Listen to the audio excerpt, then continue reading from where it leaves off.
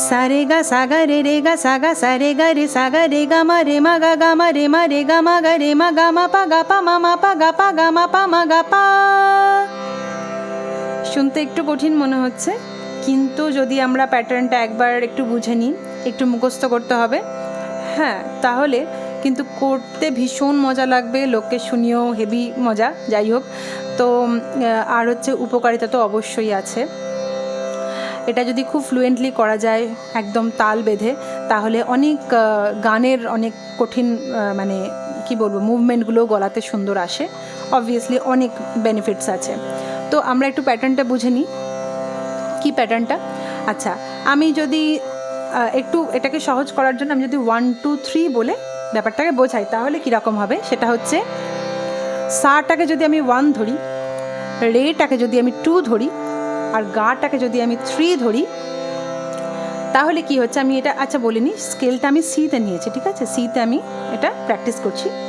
সেটা হচ্ছে যদি 1 2 3 মানে 3টে করে করে একটা লাইন, 3টে স্বর নিয়ে একটা লাইন তৈরি হচ্ছে একটা প্যাটার্ন। তো 1 2 3 1 3 2 2 3 1 3 1 2 3 2 1 3, এই হচ্ছে লাইনটা। মানে কি হচ্ছে, এটা যদি সারগাম দিয়ে করি আমি, সা রে গা রে গা সা রে সা গা। আরেকবার বলছি, আপনারা নোট করে নিতে পারেন পারলে। সা রে গা রে গা সা রে সা গা। সেম ওয়াইজ, রে গা মা গা মা রে গা রে মা পা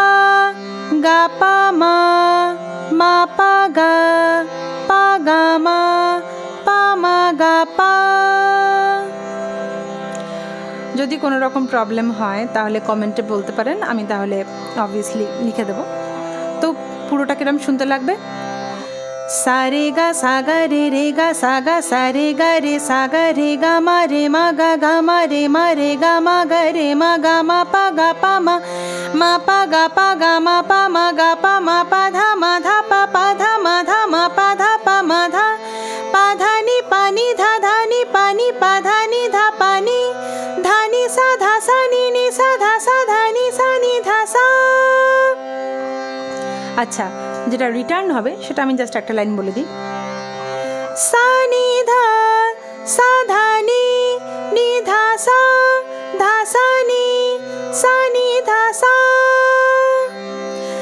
নি ধা ধা নি ধা সা নি ধা পা নি পা ধা পা নি ধা নি পা পা মা পা মা পা মা পা মা গা মা গা পা মা গা রে মা রে গা রে মা রে গা রে সা রে সা রে গা সা।